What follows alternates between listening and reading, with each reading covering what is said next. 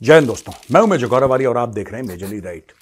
Pakistani army में फिर से पॉलिटिक्स ने जोर पकड़ लिया दोस्तों।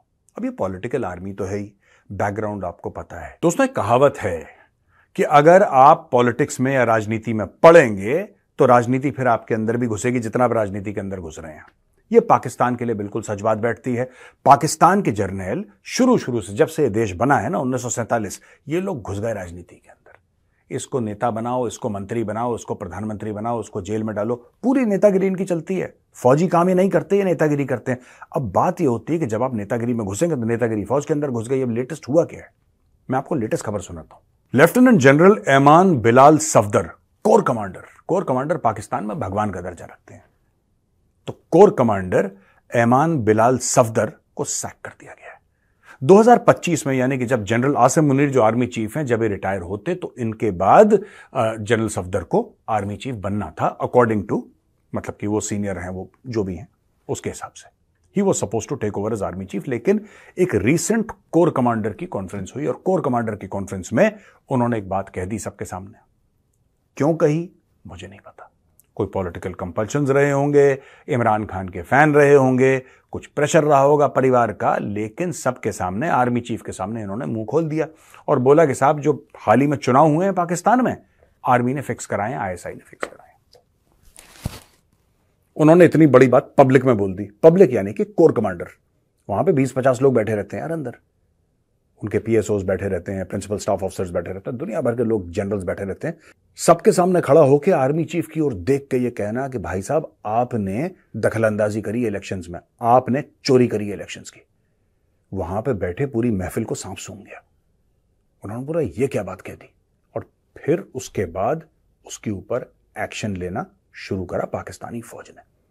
दोस्तों पाकिस्तानी आर्मी जो है वो अपना टर्फ जो है ना, जो उनका एरिया ऑफ इन्फ्लुएंस है, उसको बड़े क्लोजली गार्ड करती है।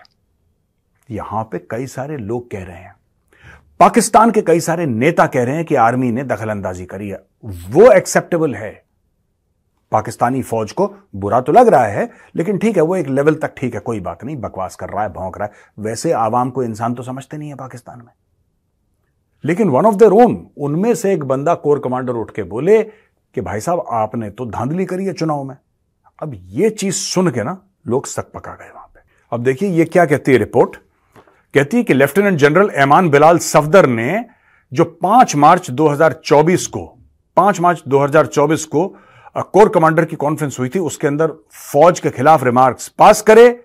ये 2025 में आर्मी चीफ बनने वाले थे और 2027 में रिटायर हो जाते। और लोगों का यह भी कहना है कि जनरल आसिम मुनीर इसको सल्टा सकते थे, इस मामले को। लेकिन कुछ लोग पाकिस्तान में यह भी कह रहे हैं कि यह आसिम मुनीर के लिए सबसे बड़ा खतरा था। यह बंदा अपनी पॉलिटिकल आइडियोलॉजी की वजह से या कुछ और, राइट, यह भी हो सकता है कि इसने कोर कमांडर की मीटिंग में यह बातें ना कही हो। यह भी हो सकता है। यह हो सकता है कि कोई प्राइवेट कॉन्वर्सेशन हुई हो जिसको रिकॉर्ड कर लियो। यह पाकिस्तान में बड़ा होता है, you will be very surprised. Bathroom के अंदर कैमरा लगाना, बेडरूम के अंदर कैमरा, यह पाकिस्तान की फौज करती है।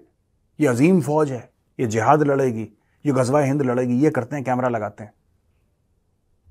ये लेडीज बाथरूम के अंदर घुस के कैमरा लगाते हैं, फिर लोगों को ब्लैकमेल करते हैं कि देखो तुम्हारे घर की जो औरतें हैं उनका वीडियो हमारे पास। ये काम करती है पाकिस्तानी फौज भाई।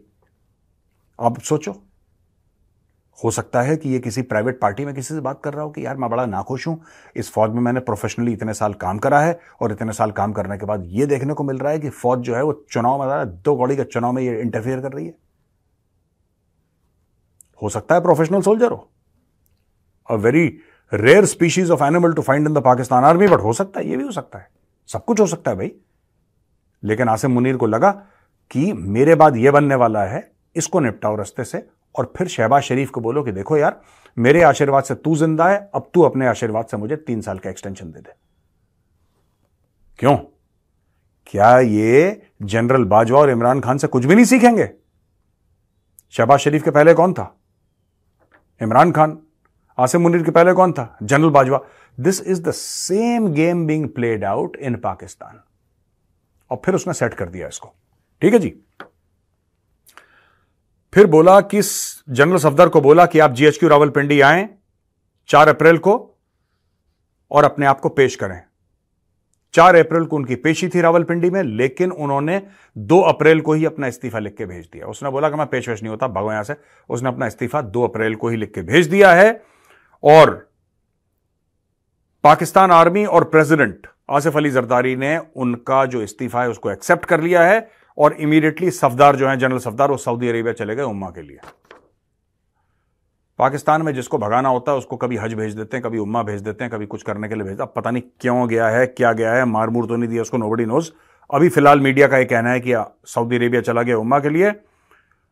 और ये कह रहे हैं कि जनरल सफदार है, is the second core commander of the Pakistan army who has been dismissed within the last 1 year.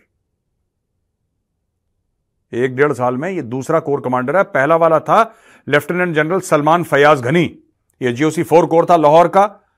आपको याद है जिसके घर से मोर, तीतर, कबूतर, कोरमा सब चोरी हुए थे, याद है आपको? इसके घर के अंदर घुस गए थे, PTI के वर्कर घुस गए थे इसके घर में, और उसने PTI के वर्करों ने इसका कोरमा वोरमा चोरी कर लिया था, पुलाव चोरी कर लिया था घर में, इसका फ्रिज तोड़ ताड़ के ले गए थे और पता नहीं क्या क्या नहीं करा।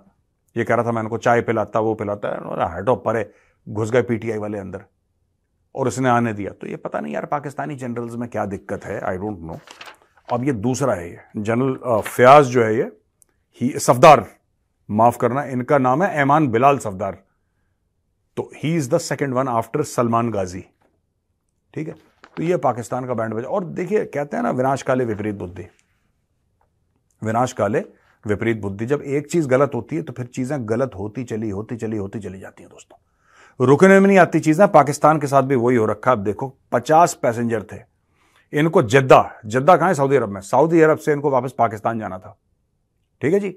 PIA, पाकिस्तान इंटरनेशनल एयरलाइंस, इसका दूसरा फुल फॉर्म है प्लीज इन्फॉर्म अल्लाह। क्योंकि इतनी खतरनाक एयरलाइंस है ये, तो कहते हैं बैठने से पहले प्लीज इन्फॉर्म अल्लाह। हो सकता है किसी भी वक्त हम अल्लाह के पास जा सकते हैं। ठीक है जी। ये जद्दा से फ्लाइट टेक ऑफ करनी थी पाकिस्तान इंटरनेशनल एयरलाइंस की, और इसको जाना था पाकिस्तान। ये इस्लामाबाद के लिए फ्लाइट थी। PIA ने पीछे 50 पैसेंजर छोड़ दी। ये तो यार रोडवेज की बस हो गई यार, कि पीछे बंदा भाग रहा है टिकट लेके और रोडवेज की बस आगे आगे चल रही। तो पिक्चरों में हमने देखा था पाकिस्तान इंटरनेशनल एयरलाइंस। ठीक है जी। पाकिस्तान इंटरनेशनल एयरलाइंस ने जद्दा एयरपोर्ट पे अपने 50 पैसेंजर छोड़ दिए और वो चली गई। देखिए किसी भी देश में जब चीजें बिगड़ती हैं तो ऐसा नहीं कि एक चीज बिगड़ी और बाकी ठीक है। जब बिगड़ता है तो फिर सब बिगड़ता है। आप इनकी फौज को देख लीजिए, फौज के बारे में मैंने स्टोरी सुना दी। आप इनकी डिप्लोमेसी को देख लीजिए, आप इनके हर एक शोबे में, हर एक डिपार्टमेंट में आप ये देख लीजिए कि क्या हो रहा है। आपको जवाल दिखेगा, आपको एक गिरावट दिखेगी, आपको एक फॉल दिखेगा दोस्तों।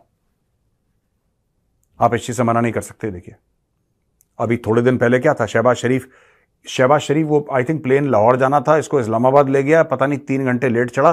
क्या क्या ये ड्रामा यानी पाकिस्तान में कुछ ना कुछ होता रहता है। यानी कि whatever happens in Pakistan happens for the worse. Like I always say, इस कौम ने पिछली बार गुड न्यूज कब सुनी थी? सोचिए जरा।